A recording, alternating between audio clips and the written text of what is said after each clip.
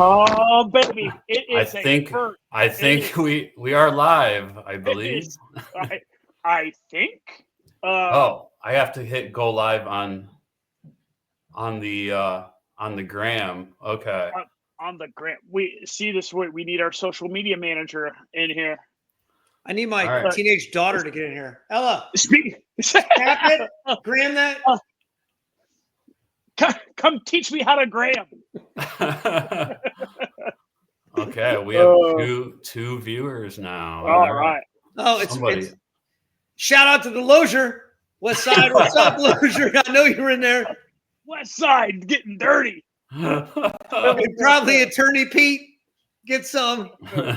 Your Honor. Griggs. Oh man, that's good stuff. That's good stuff. All right. Jordan Rutherford. Yeah. That's excited. That's the social media manager right there. So Jessica Farley in the chat. Jessica Farley, what up? Jeremiah. Boop, boop.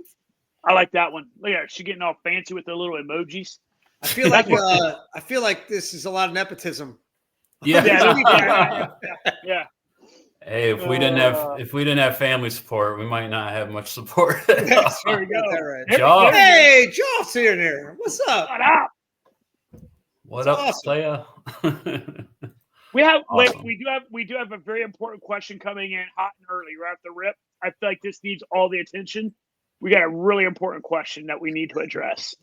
Fucking piece. But he's such a piece of shit.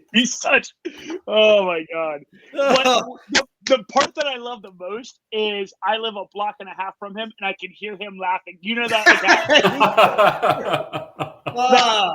that cackling out of breath laughing. Absolutely. It's the funniest thing he ever said. He loves it.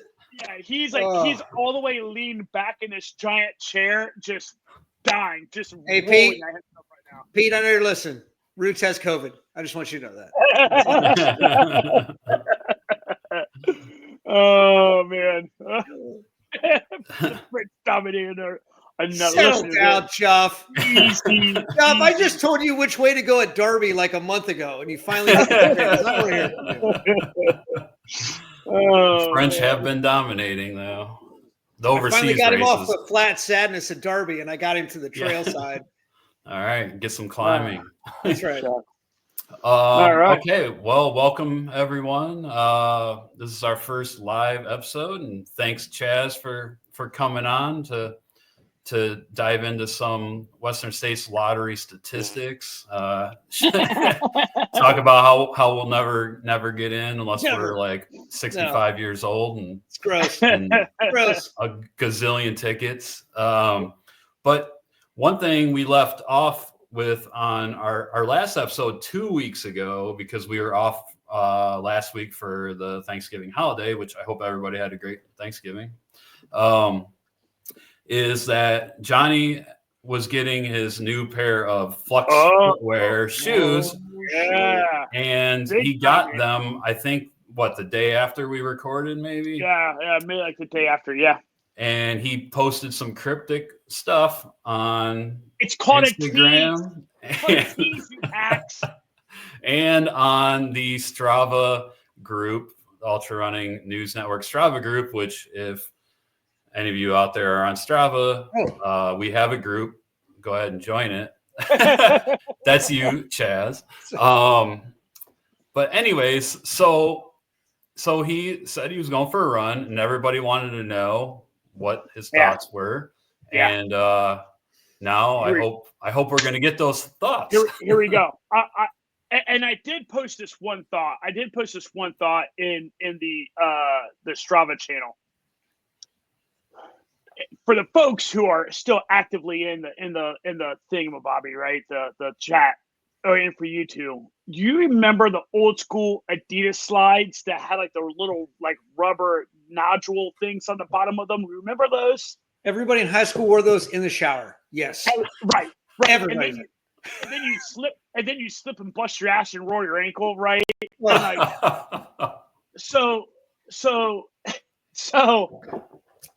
the Flux, they have a liner that you can put in. If you want to put it in, you can. If you want it out, you can take it out, and it changes the stack height by like 4 millimeters or something like that, right? And so listen to that, Jordan with her nonsense. I'm too young to even know what she's talking about right now. I'm talking about the Adidas slides. So when that insert's in, it's supposed to be like a massaging insert. Sure. Jessica, you are not too young. But that massaging insert, that massaging insert, it's real. Like you can feel it. So I can 100% see people who get these shoes either A, immediately take that out and don't run with it in, or B, you love it. There will be no middle ground on it. It is weird. I've ran it on like 4 or 5 times now, and I'm starting to get used to it. I actually kind of like it now, but it is a weird thing. They are super soft shoes. They're really comfortable. If you like your shoes really, really snug, if you're one of those people that like want to like cinch down, massaging insert. If you want to read the chat all night or host. Yeah. you can, if you want to cinch your shoes down, you're not gonna like these shoes. Like they just fit kind of loose. But I so far I do like them. I haven't tried the trail ones. I've only used the road ones. I like them. I feel like they're a good. I feel like they're a good alternative to ultras. If you're kind of, yeah. Johnny, let me jump in for people. Like, is it a trainer or is it a race shoe? It's a trainer. Yeah. You can get long runs and all day runs. They're not race shoes.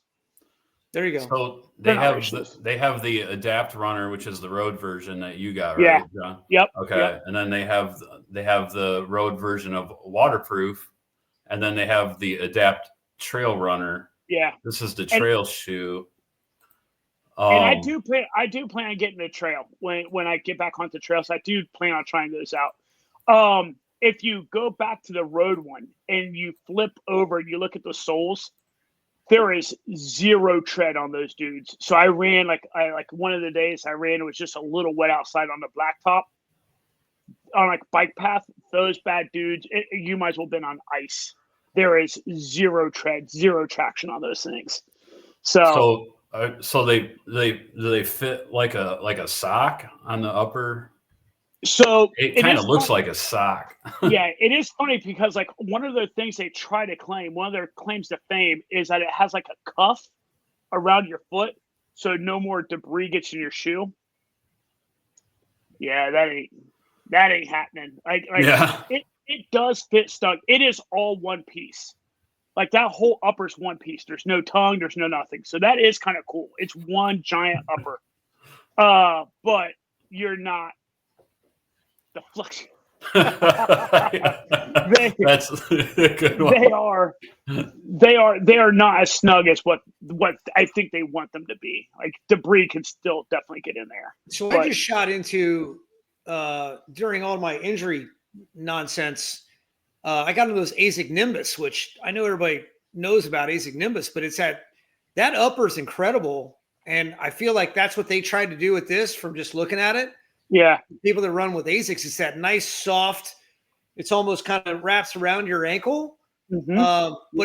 But that's actually a tight fit. And what you told me, Johnny, is this one just feels a little loose on that upper. Yeah. And I know a lot of us, if my heel doesn't feel tight, then I'm out. Right. Like, but that's me. So yeah. Now the heel does stay locked in. Like it doesn't slip on your heel, but it's more like up around, like around the ankle. There's still just a little bit like that cuff's not, but the heel doesn't slip at all. That's good. I like them so far. Do you feel that the toe box is as wide as an Ultra? Honest to God, I actually think there's more room. Okay. Wow, it's a lot. That's a lot. I think there's actually more room in them. And like the cushion, everything kind of feels on par with an Ultra. Yeah. It's flat from front to back, right? 0 drop. Yeah, it's a 0 drop with the insoles in. I think it actually has a higher stack than a lot of the Ultras. If you took the insole out, I think it'd be equal to a lot of Ultras. Actually, that's a little more than the Lone Peak, even without without that insert. So the massaging see, I didn't Flux say capacitor. Now you got to drink. See someone. All right. So far, I'm actually liking them a lot. And this is Cool. like I'm gonna test these. I want to run in these. I'm gonna run in the trail one.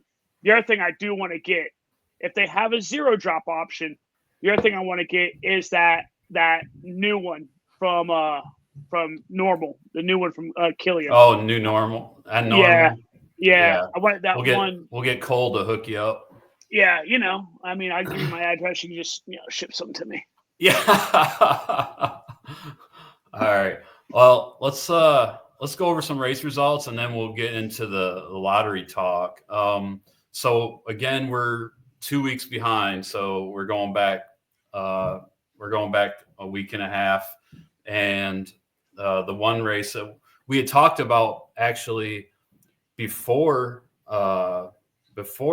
or during our last episode before the race was JFK. We talked a little bit about the history of JFK and how it's like the oldest continuous race in America, I believe, and oldest continuous 50-mile race.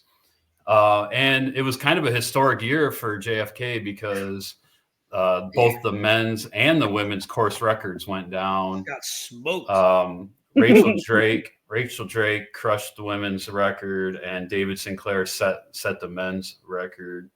And we were kind of wondering a little bit about the course last time, and this I Run Far article really does break it down pretty good. When they leave Boonesboro when it's still dark, the runners have 2.5 miles of road, and then they join the Rocky and Rudy Appalachian Trail for 13 miles.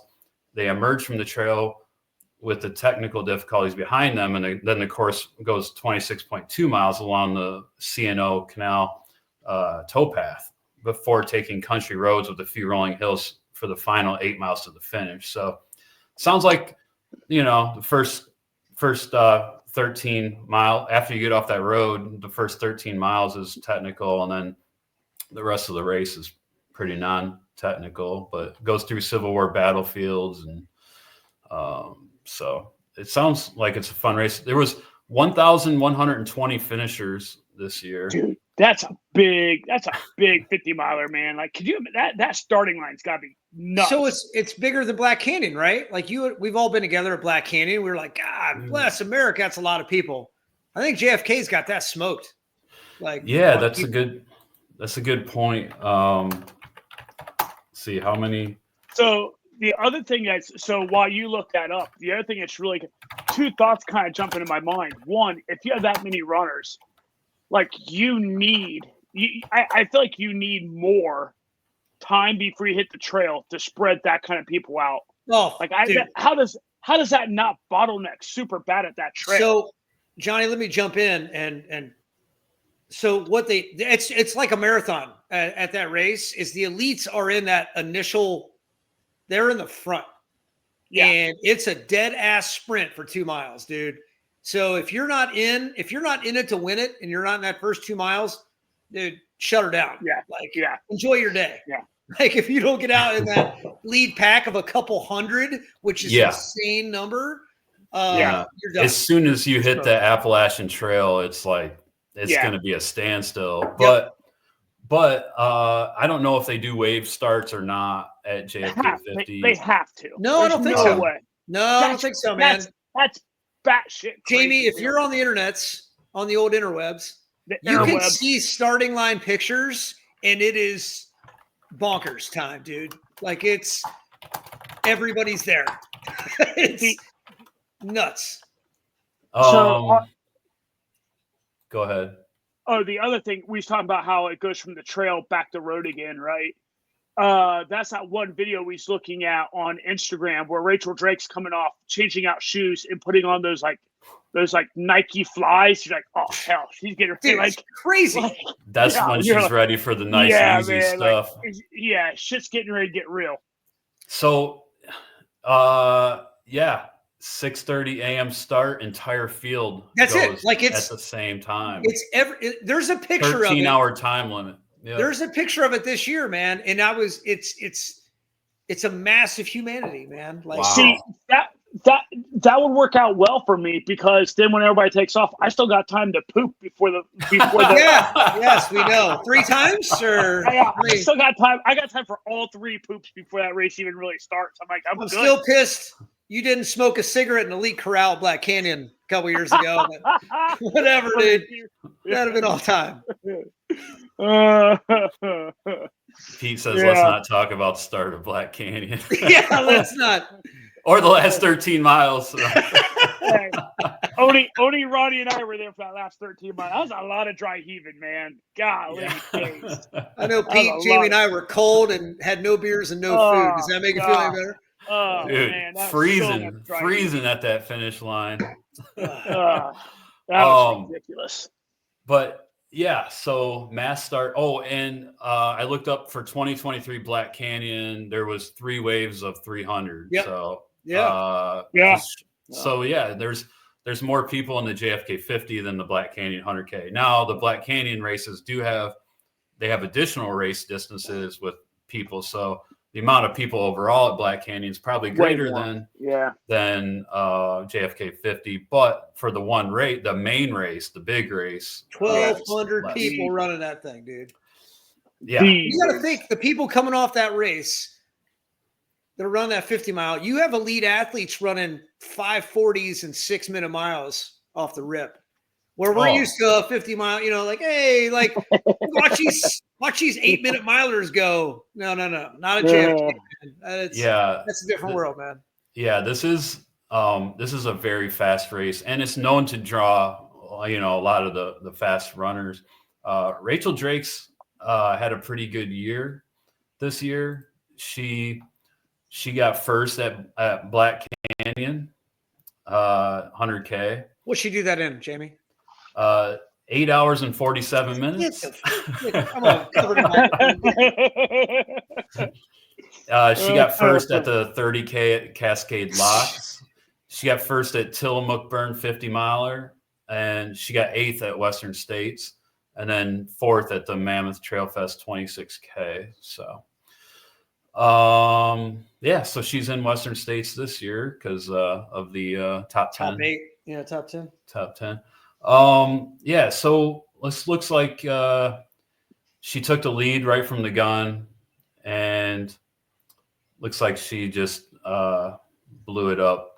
And she had to take the lead from the gun, otherwise she gets stuck behind 50 people at the fucking trailhead. Yeah. Looks like at mile 38, the second place was just 9 minutes behind. 9 minutes. Yep. And then, but she continued on. I was gonna say she ended up winning by 20 minutes or half hour, right? Yeah. Like so her finishing time was 5 hours and 57 minutes, 32 seconds, which put her at 10th overall, first women, and second place was 6 hours and 4 minutes. So, yeah, dude. Less than 10 minutes. Okay. Apart. But still, those numbers are. The second place time of 6 hours is still just that shit crazy. Yeah. Crazy. Yeah. Four women would finish under 6 hours and 30 minutes, a time that only 10 women in the race's 6+ decades of history had achieved before. Hold on, wait. Say that again, but slower for me, because that's insane. What was it again? So 4 women finished under 6.5 hours, and in the 6+ decades, so 60+ years of the race, only 10 other women have finished sub 6:30. Dude, that is yeah. So pretty fast. So the second place, 6 hours and 4 minutes by Mary Denholm, was also under the prior course record. And then third place was Valerie Arsenault from Canada, 6 hours and 15 minutes.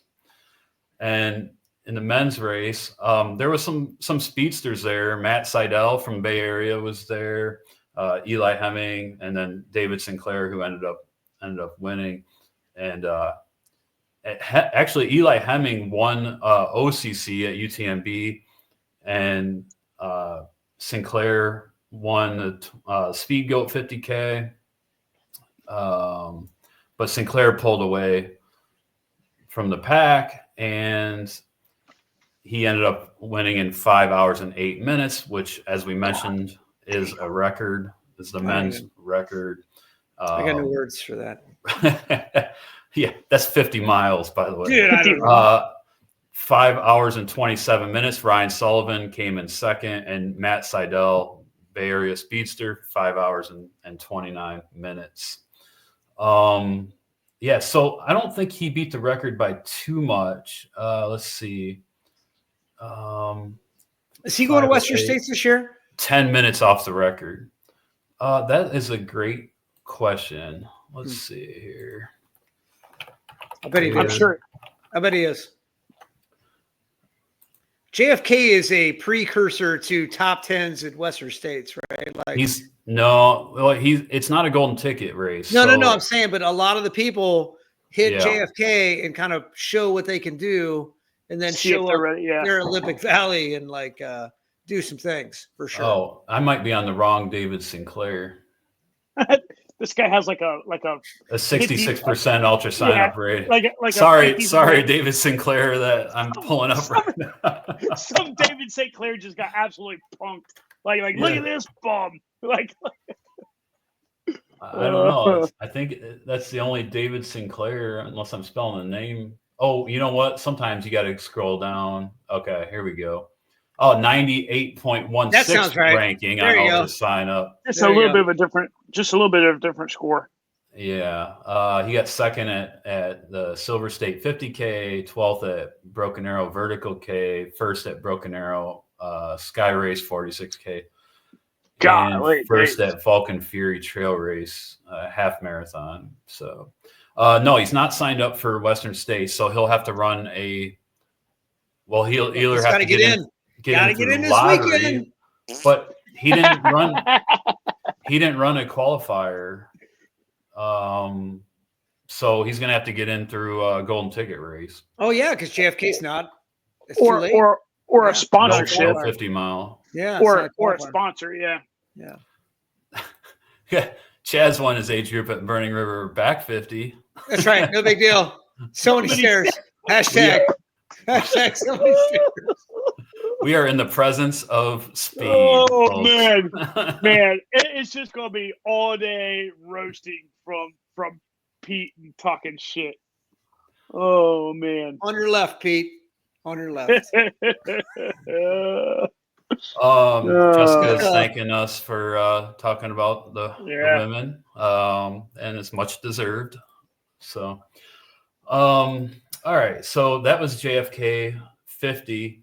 And one race I didn't have in the lineup to talk about, but I did add it right before the show, was the Dinosaur Valley races, which I have heard of before because the brother of one of Jessica's friends actually did his first 100-miler a few years back, and it was the Dinosaur Valley 100-miler. And I think it was a new race at the time, actually.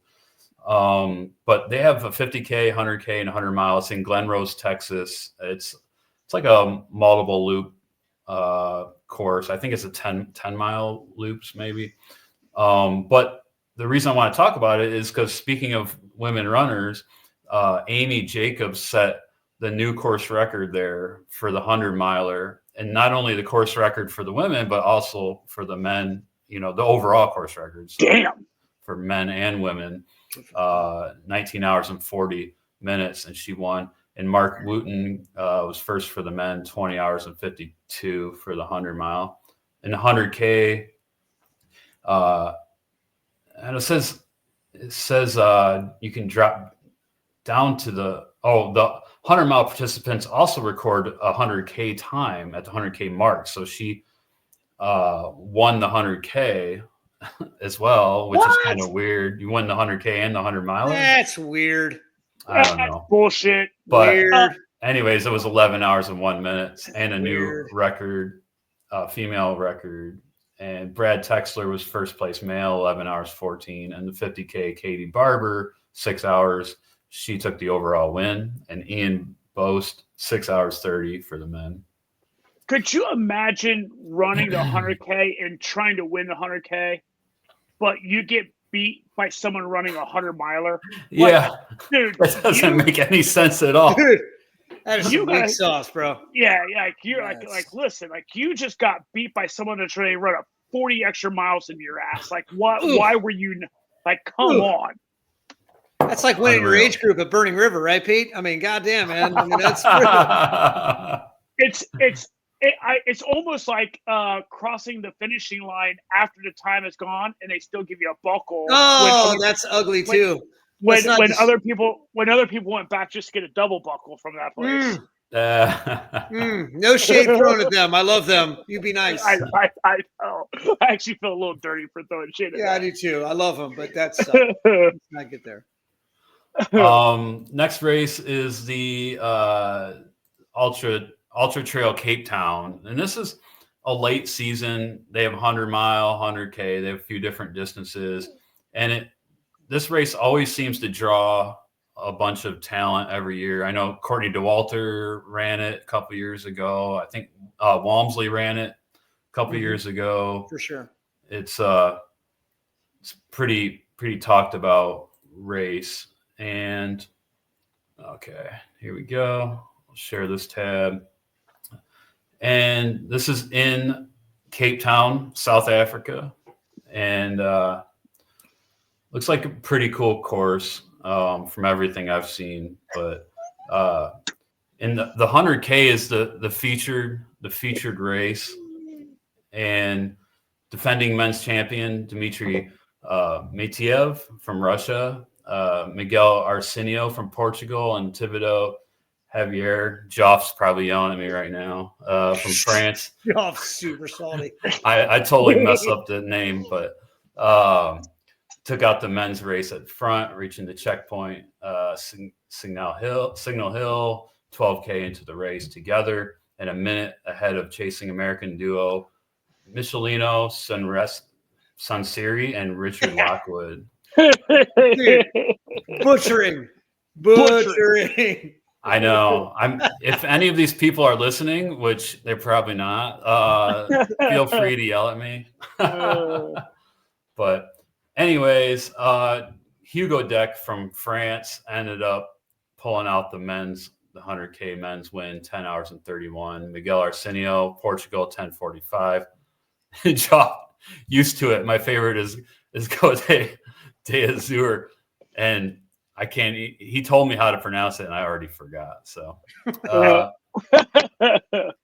Michelino Sanresi from the U.S. 11:16, and for the women, I think Jasmine Lothar from Canada. We've mentioned her name a lot. 12 hours and 4 minutes, first place. Antonia Lucina, 12 hours 50, and Eva Sperger, 13 hours and 7.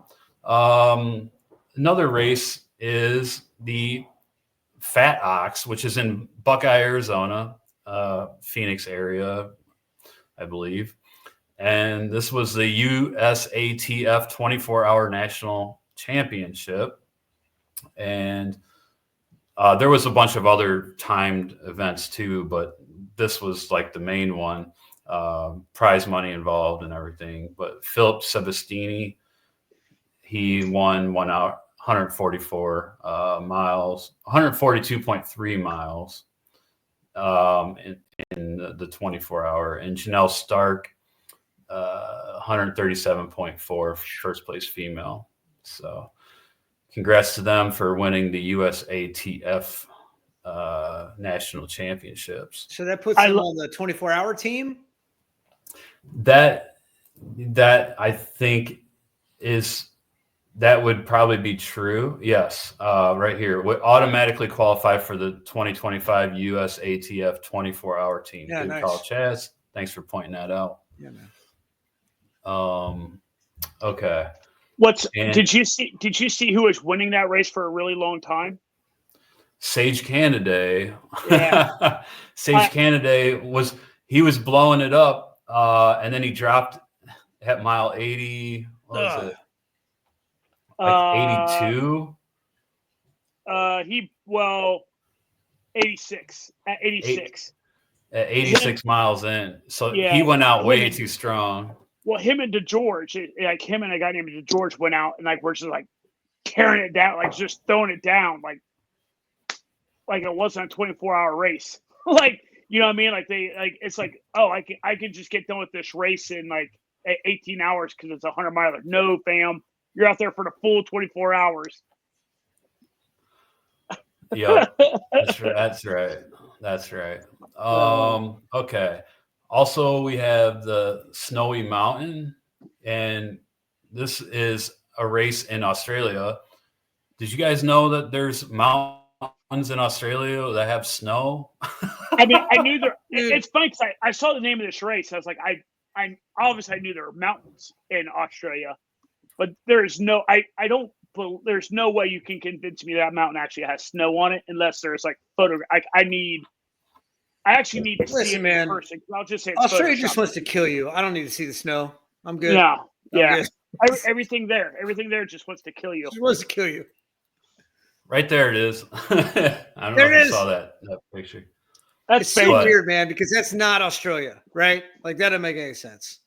Nope, not buying it. Right there. That's not real. There. That's Photoshop. Fake news. That's probably in July because that's their winter. But I'm confused because they're upside down. Anyways, this is a UTMB race. And, oh shit! All right. U.S. women actually did pretty decent in this race. Sabrina Stanley won for the women. Nice. And actually, let me go back to race results. Yeah, Sabrina Stanley steamrolled the women's race in 19 hours and 51 minutes. It wasn't close. Stephanie Austin from Australia and Emily Gilmore Walsh from Australia were second and third in 23 hours and 10 minutes, 24 hours and 31 minutes. So she beat the field by like over 2 hours. Actually over 3 hours, 3 hours and 19 minutes. So Sam Harvey from New Zealand was first for the men, 16 hours and 39 minutes. And that was way ahead of the other. Luke Nichols, Australia, second, 1909. Aaron Smith, third from Australia, 2051. So the Kiwi. Hey, who was the Australian that was trying to do that like 10-day thing? Who was that Australian? That was Ned Brockman. Or what? What do you mean he's not recovered in time to run this race? Actually, he was on Instagram the other day out for a run. So he's back. That's crazy. In the 100K, which is actually 66 miles at this race, 10,000 feet of climbing. The first three men came in under 11 hours. Quentin Gill, Canada, Matt Gore, and Josh Chubb, Aussie runners, were second and third. And then Abby Hall for the U.S., she led all of it and was victorious for the women in 13 hours and 5 minutes. Juliette Sewell, New Zealand, second, 13:22. Bua Bali from Australia, 14:29. Yeah, so that was the 100 mile and the 100K. Yep, so Sabrina Stanley, first place. That was pretty cool. All right, last race we want to do results for. How long have we been going, actually? 34 minutes. Okay. 34 minutes. Actually doing pretty decent on time for a change. Usually we're like way behind. Which is funny because like we've been messing around with the comment section too, which is funny. We're actually doing better on time than we normally do. Yeah, it's kind of a slow part of the race season, really. Yeah.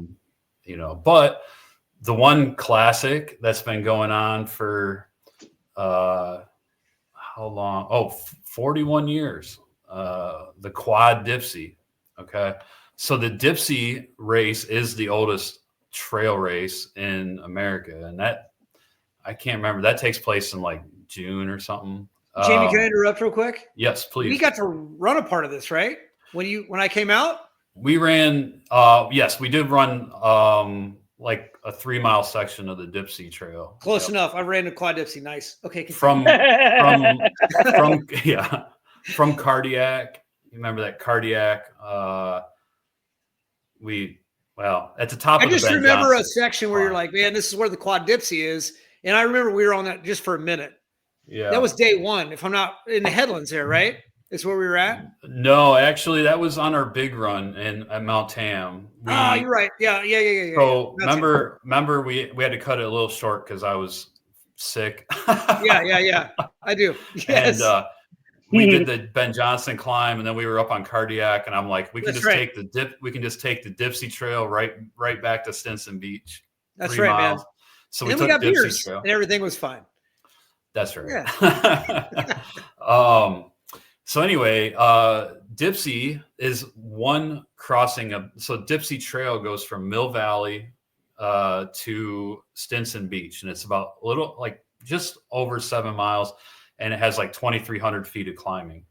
So they also do a double Dipsea. I can't even remember when that takes place, but a double Dipsea, start in Mill Valley, go to Stinson Beach, come back. And then always the Saturday after Thanksgiving, they do the Quad Dipsea. So Quad starts in Mill Valley, Stinson Beach, back, Stinson Beach, back. And there is like a ton of steps at the beginning. What was I reading it? The amount of steps is equal to, I can't remember. Pay attention, Pete. A lot of steps. It's a lot of steps. A lot of steps. Thousands of stairs on the Dipsea Trail. Just like Burning River, Pete. I think it was like as many steps as like a 50-story. Oh, right here. Just like Burning River. Yeah. Oh, yep. 3 flights of stairs as tall as a 50-story building, and some more up through an old horse ranch to Windy Gap. But yeah, so ton of stairs to start. So they got to hit those stairs on the Quad. They got to hit it once on the way out, once on, so 4 times they have to, twice up and twice down. And I hate going down those steps just as much as going up them. But anyway, so it's a classic race, 41 years. So it's 28.4 miles. So technically it's an ultra. It's not quite a 50K, but it does have 9,200 feet of climbing. So that's big weight. That's a lot. That's a lot of climbing in less than 50K. Yeah. That's a lot of climbing. Like 45K, 9,200 feet of climbing. Yeah. 265 finishers this year. And it's always the Saturday after Thanksgiving, which kind of, I would like to do it maybe just as a rite of passage as an ultra runner, but it's always the same day as Ohio State, Michigan. So it's a non-starter. You wouldn't have missed shit this year. Although the last 4 years I should have ran the race instead of watching the game. Nothing ridiculous. Yeah. We can't talk about that. Let's not. So Nick Handel, who's very fast, won for the 3rd consecutive year, 3 hours and 47 minutes, which is insane. Taking over a minute off his 2023 finish, running the 2nd fastest time in race history. And Nolan Hosbein, 2nd, 4 hours and 15 minutes. Matthew Mitchell, 4 hours 22, took 3rd. And then in the women's race, Sylvie Abel, who's a Bay Area speedster, she missed a course record by just 3 minutes. Oh, no. Or I'm sorry, 3 seconds. Oh. She missed the course record by 3 seconds.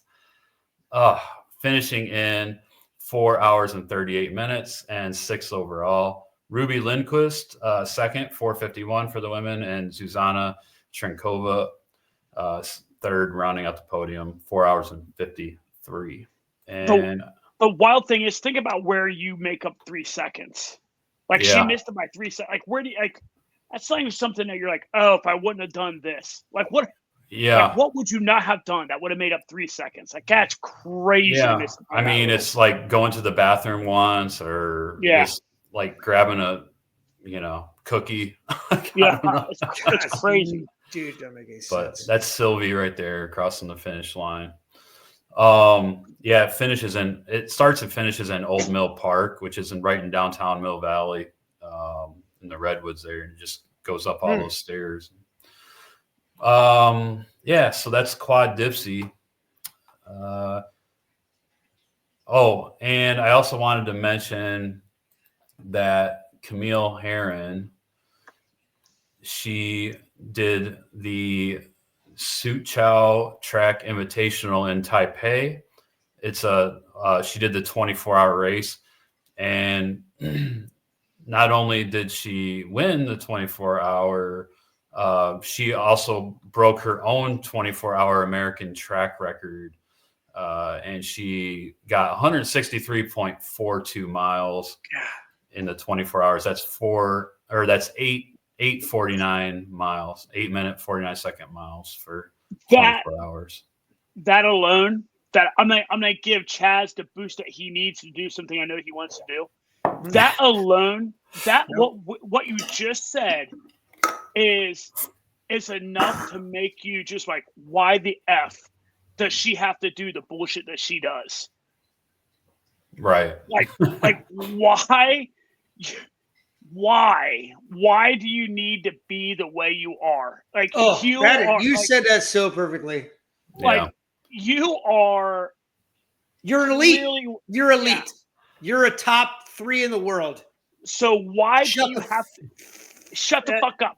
There you go. So why do you have to shit on other people or try to shit on other people when you are clearly one of the top ones? One of the best. Like, you see that comment? Yeah. Wikipedia said 5 minutes. Now, to be fair, the husband and trainer we're not doing it. Claims he did it all. Stop. Yeah. Jamie, stop. I also claim fair and balanced. We're not doing it. Fair and balanced. Next. It's crazy. All right. Speaking of fair and balanced, let's talk about Western and their lottery system. Let's talk about it. And that, ladies and gentlemen, is why we have Chaz on, because he absolutely simps for Western States, and that's why we have him on. That's not fair. We have him on, folks. That's not fair. Tell some stats about Western States this year, Chaz. No, that is horseshit. All right. So hi everybody. I'm a sucker for punishment, and the shit part is all 3 of us have been to Western States in some kind of capacity. Yeah. It's actually the reason Jamie and I became really close friends. We're going back to 2017 when our boy Big Ronnie got into States on 2 tickets because he's a piece of shit. And literally Farley, I was going to crew Ronnie, and then Farley called Ronnie and said, "Can I crew?" Jamie and I only met each other once at Forget the PR, and you guys have all heard the story about that. And then Farley and I got to spend 29 hours together and became best friends. It was fucking incredible. So literally, I mean, that's it, right? Did we just become friends? Yep. Yes. Are we best friends? Yes. We're both degenerate idiots, and now we're runners, and it all worked out just fine. So I'm not a simp. That's horse shit. And we talked about it as like, the first time you qualify for Western States, it's fun. It's exciting, right? Like, man, I got my ticket. I'm in the fucking lottery. And you watch the lottery. And when you don't get in, you're like, oh shit, next year will be the year, right? And your second year, you run a fucking qualifier and you do it again. It's all exciting. And then, so as I've described to all my friends, and you guys know it is now I'm 6 years deep, 7 if you count COVID, because there was no lottery. Now you're just in it, right? There's no going back, man. You can't throw that shit in the trash and be like, never mind, I don't really want to run it. You're just in it. So now they got you. They got the hooks in you, right? So it's that free taste of dope on the playground. They got you, man. They hooked you. Well, just to be fair, Western States is like, it's like the Super Bowl of it is our Super running, right? Yeah, it's something that you whether, even if you want to run it or don't, something you want to experience as kind of a rite of passage of, just it's our big, proving it's the ground, big right? show. It's the big show. It's the show. And like I said, the three of us have been there on the side of crewing, pacing, just watching, being a part of, and Western States is the experience. It is everything. And as big as it is now, and as corporate as it is or whatever, it's still like, it's awesome, right? Like, I've never seen a place that is making sure your runners get to the finish line, dude. Like, it's insane, right? Like, they do not want anybody to fail that race ever. Every aid station at Western States is the anti-Pete. No, it's Pete's nightmare for sure. I was confused because I'd been crewing for Ronnie, and then we go to, I always use like Forest Hill. It's like, you don't even get to help your runner because they have their own butler. They have their own human to whatever. Yeah. So I guess the numbers you guys are looking for, and this is a thing, is I think that Western States has jumped the shark. If use a term that my dad would say, right? Like, it's so insane now from where it was to where it is. And Jamie just brought it up. And what I keep bringing up is what we had when Ronnie got in 2017, right? So that's my frame of reference, right? That's my favorite stat right here. My frame of reference is when my best friend in the world gets into Western States. We were at the firehouse watching the lottery before, and that was like might have been the second year they ever showed it on Facebook or YouTube or whatever the hell. And we're in the office and we're watching it, and he gets in, and it's insane, right? So here's the numbers. We'll just get into it because we're 45 minutes into this, dude. When Ron got in 27, there were 4,248 entrants, all right, for Western States, which seems like that's incredible amount of human beings in this race, right? So total ticket count that year, and I got the number right here, was 11,021 tickets. All right, it's 2017. So this year, for the iteration of the 2025 Western States, we'll just skip ahead. Can we go back to 2017 for a second? Yeah, go ahead. Sure. So first year applicants was 2,427. Right, correct. Yep, I'm looking at it right here. Yeah, sure. Yeah, and second look year at that 7-year number. 1,023. So we're going to talk 7 about year was 5. Or no, I'm sorry, 2. Two. Okay. 7-year people. Go to 2025. People that have been in that lottery for 7 years. That means that just like 99.99% of people that were in the lottery for 6 years were in. Like, you're getting in no matter what. So check this. That year, if you had 64 tickets, you had an 80% chance of getting in. 80%. That's 64 tickets, baby. Remember that number. Hold on to that one. Put that in your pocket. All right. Let's go to 2024 lottery. All right. There is 9,993 people in the lottery with, drum roll, please, 68,724 tickets. Dude, you have a better chance of winning the pick 3. Right? So check this. Remember we just said you had an 80% chance of getting in with 64 tickets. That's 7 years. Right? This year, that many. This year, there is an unlucky bastard, male, female. I don't know who this unlucky bastard is. With 512 tickets. That's 10 years, baby. That's 10 years. What percentage does that individual have to get in? 88%. Not 99.9, not even 90. 88% chance of getting in with 10 years of being at 11, because we have the COVID year, right? So let's say 11 years that individual has been trying to get in this race. So let's go to my tale of woe, right? That's what we want to talk about. Because it's all about me. 10 years. So last year I had, 5 years. So I had an 11 0.4% chance of getting in last year with 16 tickets. Whatever. Who cares, right? So this year we doubled up, baby. We got 32 tickets in the pot. Let's go, right? You know what my percentage is this year? It's 12.7. I got a percent better with double the amount of tickets. So it's more than doubled the number of people applying since 2017. We use that for a reference. Sure. 2017. And they even use it as a reference. If you look at their website, they utilize 2017 as, I feel like that's a line of demarcation of where things just went to yeah. They even show like that's when the lottery results, like this is where we were in 2017 and this is where we are today. It's look at the graph. I mean, it's just like in 2024, it just Chaz, there was a number that you and I were talking about Saturday.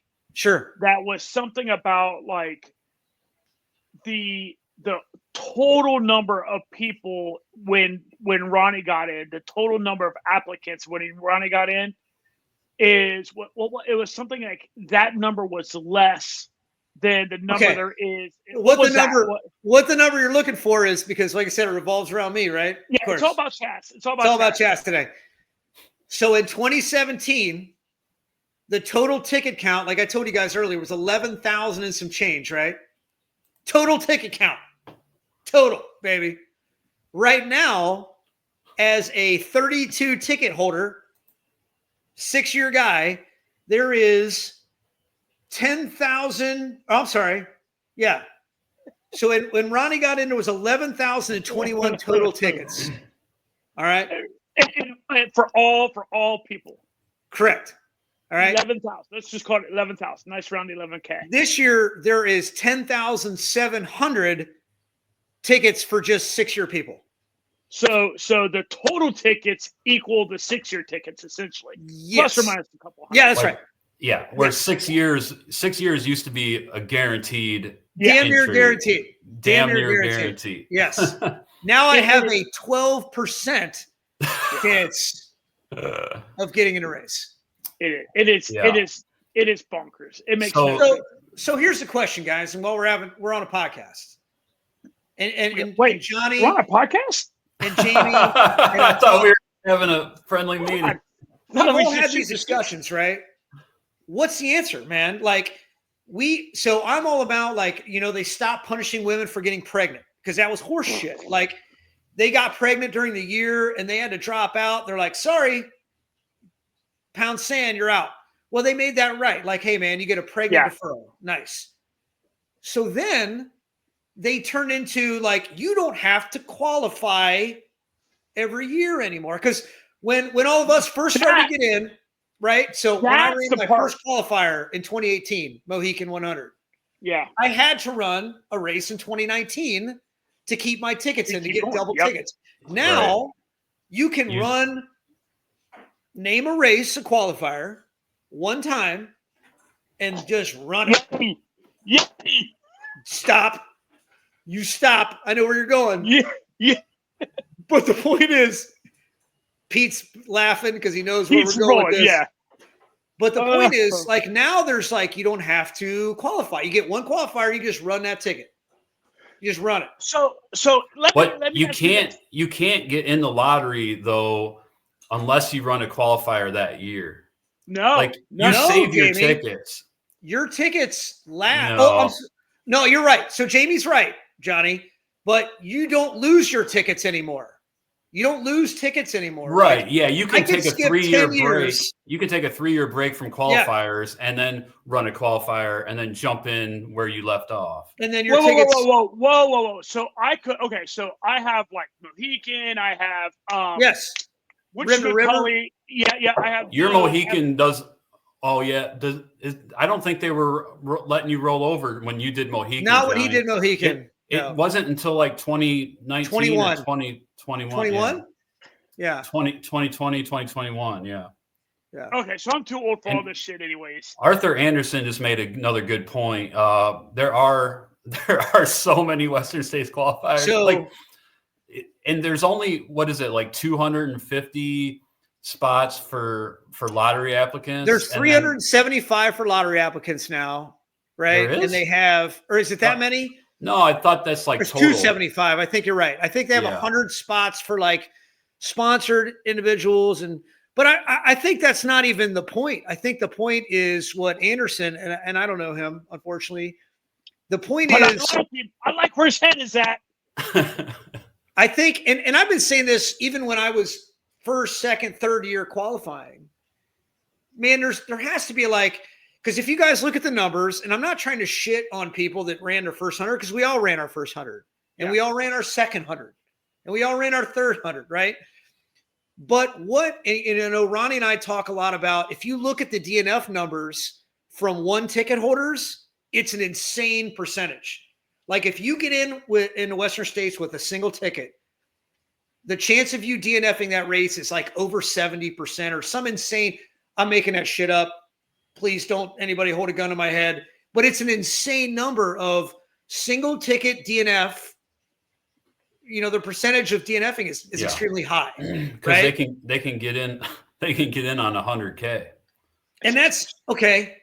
So then you open up that can of worms, man. Like what makes a good race, right? And the three of us here and our friends and what do we think qualifies to run Western States? Now, I'm not going to name the names of races that I think are should not be qualifiers because that's not fair, even though I really want to. But, you know, Western States, people are like, oh, it's a net downhill. Well, fucking go run net downhill and see how you feel, right? Like, run in 100 degrees, you know, and then you're still getting 18,000 feet of climb. You get up to 8,500 feet. The first 50K is in the mountains and over 7,000 feet of climbing. Absolutely. It's a hard, and you get up to 8,500 feet in the first 4 miles, right? And if there's snow, you could be post holing. Ronnie's year was 2017, man. It was one of the almost snow years where they were going to change the course up until like a week before the race, man. Not only was that, it was one of the hottest years. So you had snow up top. That's the rough years where you get hit right off the rip. You get hit with all that climbing, and then you're like, oh, thank God, I'm done climbing. And then you drop down in the canyons and you spontaneously combust. Oh, dude, Dr. John had us convinced at the pre-race meeting that everybody was going to die. You're all going to die. It's so hot. Your bottles are going to melt. It's terrible. It's fast. So that's the fire and ice years. But so I don't know what it's a hard race guys. nonetheless. Yeah. Traditionally, I know a lot of Midwest runners that struggle with cutoffs at Western States, and it's just because of the where you train, right? And you know, you think it's a net downhill, you think, oh, there's no climbing, but 18,000 plus feet of climbing is, you know, that's a significant amount. That's a big boy race. So what we talk about is, and if you guys look at the numbers, and Jamie, you've got the stats up, look at the amount of ticket holders once, and this is Chaz's opinion, and whatever, man. Like, if you see a pretty good turn downwards after that third year of entrance, right? So you start to see that I've had enough of this bullshit after year 3. I've ran races and I've done great. And you know, we all know that if we've been doing this long enough that's like that burnout time, right? 3-4 years of ultra running. It's like, man, fuck all this, dude. I'm out. Like, I'm tired of spending 30 weeks a year running for what, right? So if you look at those numbers, man, after like year 3, it almost halves itself. And I'm looking at it right here. Like, I can get these up on my side here. If you look right now, like this year alone, so single ticket applicants is 4,122. So 4,122 people have one ticket. That's damn near as many people as were in the lottery when Ronnie got in 2017. Okay. So then you drop to 2,400 people for year 2. Then we drop to 1,400 people in year 3. And then here's where we go. Year 4, we dropped to 870. And now we start 50% it, dude. Then there's 440 people for year 5. All right. Now, and that's where I think that's where the line is. Because now if you start looking, year 7, 8, 9, that's everybody that just keeps running. You don't have that drop off, dude. It's 319, 2,000, 202. And one bloke with 10 years. And one poor son of a bitch with 10 years. So your initial question before you went on a Chaz tangent was what needs to change. What I will throw this out there. I truly believe that 2 things need to change. And one of them won't change, right? Like I'm going to say it, it's not going to happen. 1, Western States, UTMB needs to quit being so damn greedy. And they need to stop letting everybody be a qualifier. They need to stop, right? Like listen, I get it. You want to put on your website that you're a Western States qualifier. And golly gee, we'd love to have that little like multi-group marketing thing too, and whatever little kickback they probably get for being able to say they're that. Like, stop with all the qualifiers. So I do agree with that. Like, it's just or it needs, just do away with the 100K. Do away with the 100K qualifiers. Jamie, I'll fight you on that, man, because there's some 100Ks on that list, and you and I have both ran them. They're hard. That are way harder than quite a few of these 100-milers. But they're qualifiers. But that doesn't make it right, though, right? Because you're right. You're right. So both of them, it's not that one or the other needs to stay. It's that they both need to go. Yeah. We need to do away with all the 100Ks, and we need to do away with all the easy hundreds that's on there as a qualifier. And that sucks to say. And we sound like pricks. Easy 100. We sound like elitist snobs for sure. But we're not. We're just being realists. So here's the second thing I think they need to do. And New York Marathon used to do this. They stopped doing it, which I disagree with them. Stop doing it. I also really truly believe if you have year in and year out put in tickets, if you have ran a qualifier for X amount of years in a row and you've entered for X amount of years in a row and you haven't got in, you need to get in. Like, they just need to say you're in. I personally put that at the 7-year mark. I can't find the breakdown on the website to save my life, but I wanted to find it because I think it's like, 270 people get picked, like 75 are getting on the wait list this year. And then there's this year, yep. There's a certain amount for international runners. There's a certain 257. 257 will be selected into the lottery this year. Okay. And then say how many international spots it doesn't say any. I don't think that counts. They don't do that anymore. 369 runners is the total start line, and 257 will be selected per the lottery. The rest, 109 will be automatic entrance. Arthur Anderson hitting me right in the heart. Hallucination was my first. But what's funny is Hallucination was my first 100, and Arthur ain't wrong. If it's the same hallucination that he's talking about, there's another one, I think. There's got to be a run. He's got to be talking about the run Woodstock. Yeah, he is. But he's not wrong. He's not wrong. Hallucination. Yeah, he ain't wrong. It doesn't have any business being a hard rock. But I don't want to shit on people that finish 100, man. Yeah. But you're not. But at the same time, there's got to be. Yes. It is what it is, man. Yep. Like, everything can't be a qualifier. It just can't. Otherwise, it ceases to be a qualifier. Like, all right, dead ass serious question. Like, let's just throw them underneath the bus. If Yeti 100, I knew you were doing it. Qualifier. Like, let's just fucking say it. If Yeti 100 is a qualifier, then what the fuck isn't a qualifier? Like legitimately. I have no answer. I've been there. I've been a Yeti. What are we talking about? Right? If Yeti 100, it doesn't make sense. So it does not make sense. We can all agree that running 100 miles is incredible. And I think we're blowing past the fact, because we got these 200s and Cogadona, Pete, 250s and all this shit. We got Tahoe Johnny on here. 100s way more fun to make fun of Pete. Keep my name out the mouth. Sorry. Keep my name out your mouth. But 100 miles is still an incredible achievement. All right.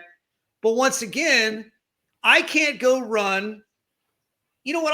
I'll throw Mohican on the bus. You ready? Mohican. Yeah. There's no reason that I can run Mohican and be like, what's up, Hard Rock? Here I come. Nope. Yeah. You know why? Because Hard Rock's like, hey, Mohican, you don't count. Yeah. That's what Hard Rock said. Like, no, dog.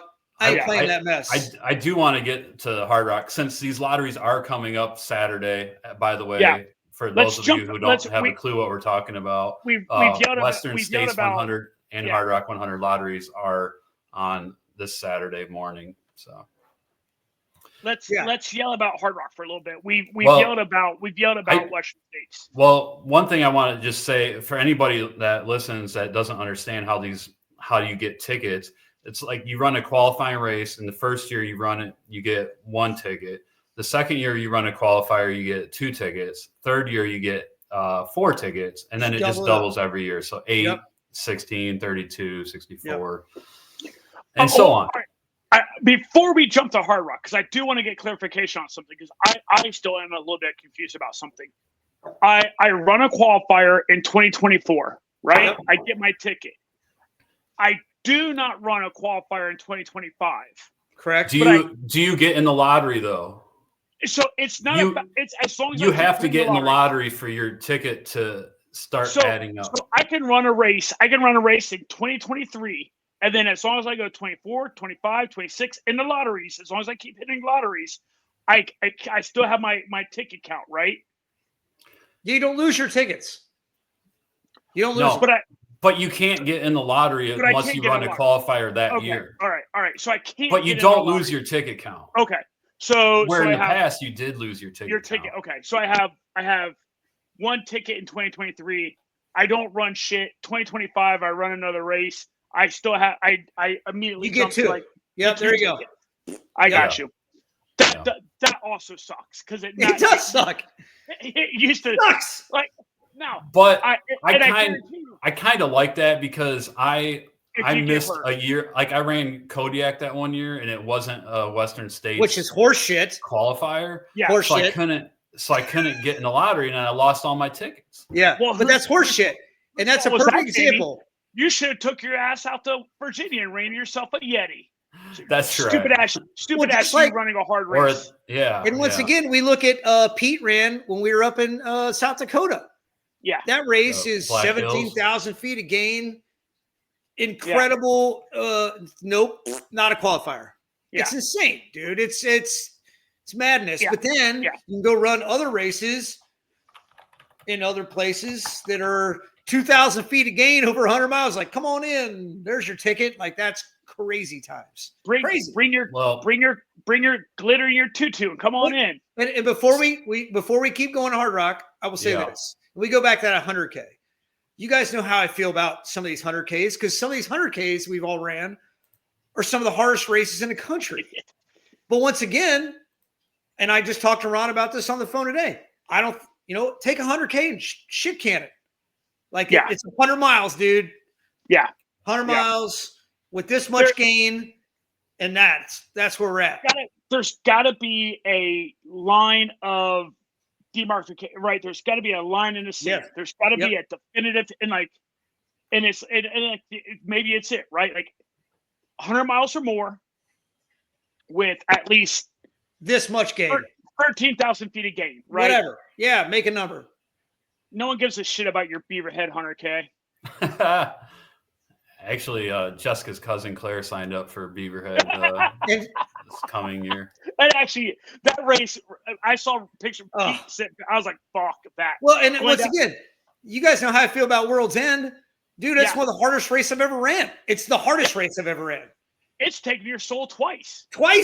Nice. 2 finishes, and I hate it.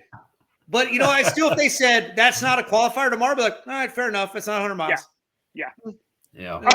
So Hard Rock, enough coming up too. Enough. So another race that is actually harder to get into than Western States is Hard Rock 100, and that's because they only have 150 spots every year. And how many fewer qualifiers? And a lot fewer qualifiers. The list of qualifiers is like one page of a spreadsheet. Yes. Okay. There's only 3 east of the Mississippi, correct? 2.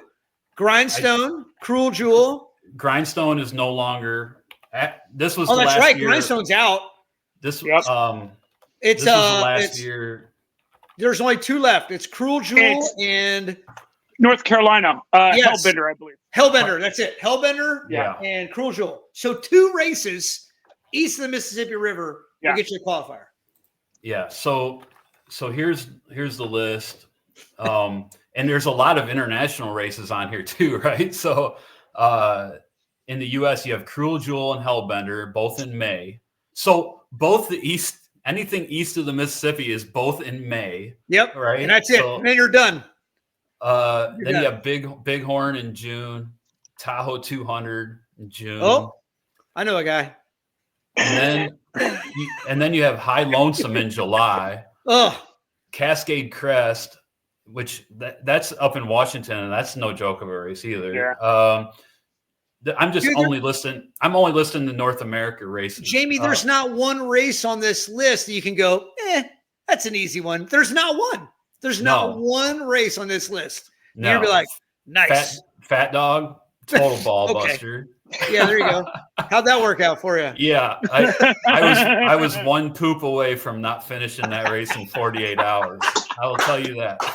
That's awesome. 5 minutes, man. 5 minutes. One poop from not finishing. That's outstanding. And not to get too personal, but I didn't poop that whole 48 hours. So if I would have, oh man, that's awesome. And then Bigfoot 200, Wyoming Range 100, which I never even heard of. Moogie and Monster. That's oh yeah, dude, that's supposed to be a nightmare. So this race has maybe like 18,000 feet of climbing, which you think, oh, maybe that's doable. Nope, that race is technical as hell, and it has super steep downhills and uphills. It's super technical, and that's in northern Arizona in the Moogie Rim. Wasatch is a lottery, hard to get into, but beautiful race, a lot of climbing, strict cutoffs, I believe.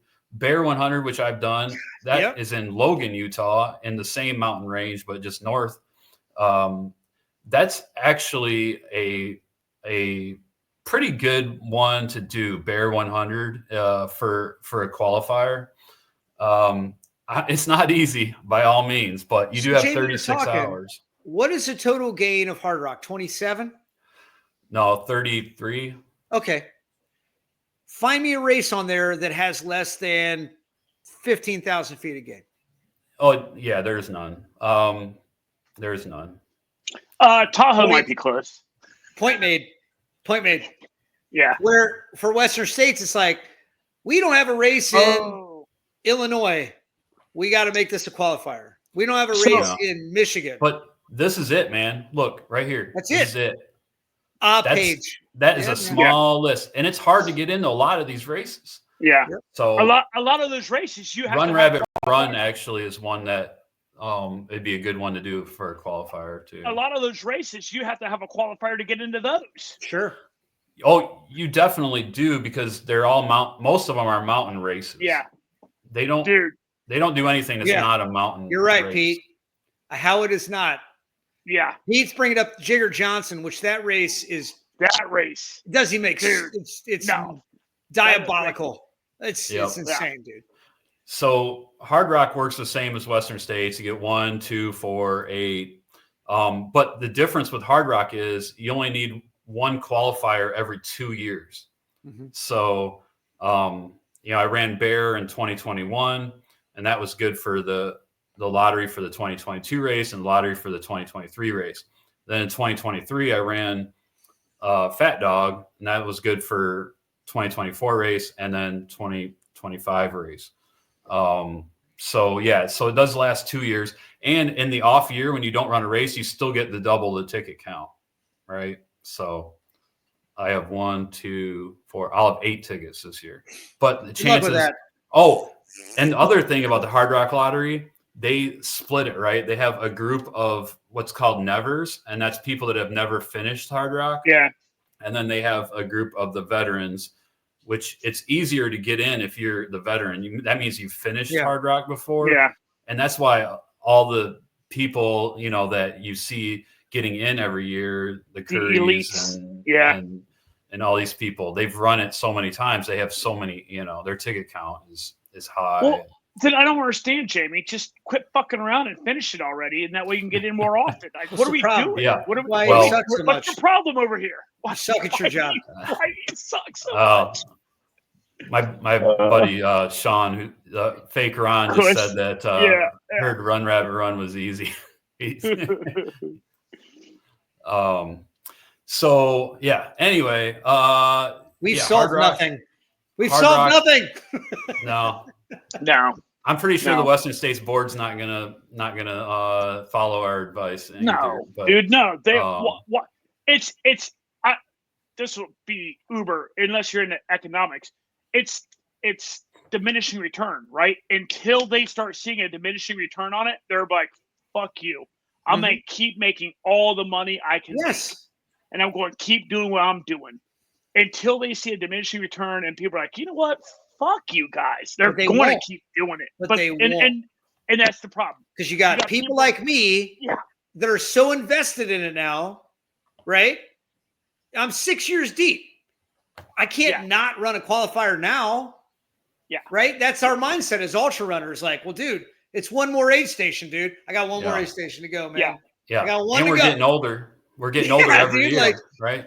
It's crazy. You don't want to wait 5 more years. And that's the part that really sucks. We are getting older. That's the part that really sucks, man. It's like you get into this game too late, or you F around, you get hurt when and you at this age, you get a little itty bitty little boo boo, and next thing you fucking know, it's 2 years since you ran a legit race. Yeah. You know what I mean? And and then all of a sudden, boom, you get in, and you're like, well, now I'm 55 years old. I got to hobble my ass around the fucking mountains. Like, what are we fucking doing? Like, it's a cruel beast. Back to Hardrock, so it was always kind of suspicious because they would just release the results on Twitter, and you wouldn't know like how they picked them or anything. So it was always kind of suspicious. But this year they're supposedly doing the live version of the lottery, so that's good to see. I'm glad to see that. Because there's no way to fake that. Yeah. So yeah, good to see that they're doing it live.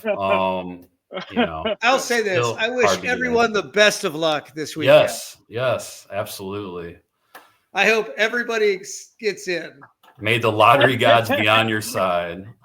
I just hope both teams have fun. Oh man. I hope. No, I'm not gonna go there. All right. Really quick. Just Mike Morton. Damn right we are, Arthur. Damn right we are. Preach. Mike Morton, ultra running legend, made it into the ultra running history. Dude. I just read that. The Ultrarunning Hall of Fame, which once again, shout out to Davey Crockett, does a fantastic job, not only with his Ultra Running History podcast, he's written books, but he maintains the Ultra Running History Hall of Fame. He gets, a few people into it every year. Was it last episode or the episode before we saw, why am I drawing a blank now? She's from Ohio. Got in. Oh man. Queen of Mo. Queen of Mo. Oh my God, dude.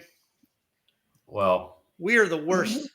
What's funny is I said my short-term memory. Thank you, Ronnie. Connie, yes. Connie Gardner. Golly sakes. But now Mike Morton, who lives in Florida but originally from Michigan, accomplished 2 Hall of Fame ultra running careers separated by 12 years. So from 94 to 98, he dominated. In 2010 to 2013, he dominated. He won at least 22 ultras, set 14 course records. 5 of those records still stand. In 97, he became the first non-Californian to win Western States 100 and set a course record. Became champion in 2012, winning the 24-hour championship, setting an American record of 172.44 miles, a record held until recently broken by Nick Curry. And that year, he also won every race he finished and was Ultra Runner of the Year.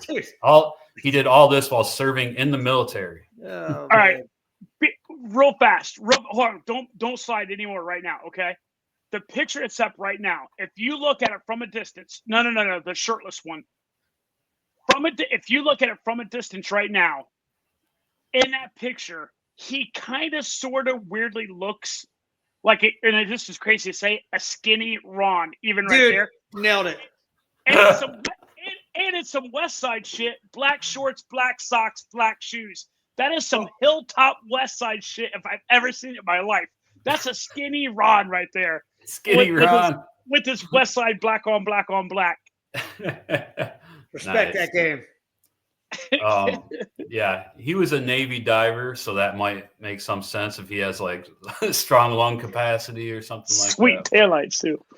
Anyway, yeah. So congrats to Mike Morton making it in. He's a legend. I heard about him a lot on the he's a Trail Runner Ranger Nation podcast, like in the early days of that. Wait, he wasn't a Navy diver. He's a Ranger. Oh, and a Ranger, I think. Wait, let me see. Well, yeah, because that's a black beret. In the 90s, he served in the Navy as a diver. Here we go. Johnny's people. Hey, Johnny, thank you for your service. Oh, in 2001, he transferred to the Army, assigned to Special Ops Command, and became a Green Beret while deployed multiple times to Iraq and Afghanistan. So he had a black beret in that picture. That's what threw me for. Although, see, all right, this new age bullshit. The Rangers don't even get to wear black berets anymore. The whole Department of Army. And now they wear tan berets. Bunch of bullshit. Get me off my. All right. But no, what an honorable person, right? Yeah, that guy's awesome, man. Yeah. He's a real deal. 100-mile wins at Western States, Old Dominion, Vermont, Massanutten, Long Haul, Keys, Badwater, Rocky Raccoon, and Iron Horse. Jesus. All those races had something in common. Not easy. Not right. Not easy. Yeah. He's a beast. So cool. Congrats to Mike. Yeah. Yep. All right. Well, I think that's all. We're at an hour and 22. We nailed it. Yeah, that's a 122. We killed that shit.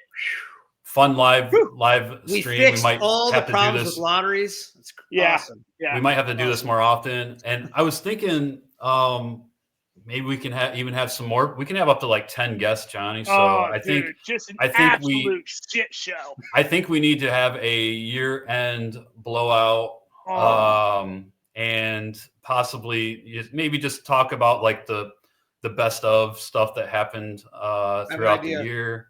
Can we do like a drunk history version where everybody's got to like come on? It got to have like 3 sodas in them, and then we all get on here. That's right. And I will be in Ohio around that time, so maybe we'll have to look at getting together for that. Here we come. Let's go. We can get in a party barn, crank the heat up in that bitch, and just that's what's up. Have the kegerator going. I just got a new keg tonight, kids. All right. All right. I'll be there. All right. Well, thanks everyone for listening, and I'm gonna go ahead and take us out, but we'll be back next week. And thanks, Chaz, for joining us.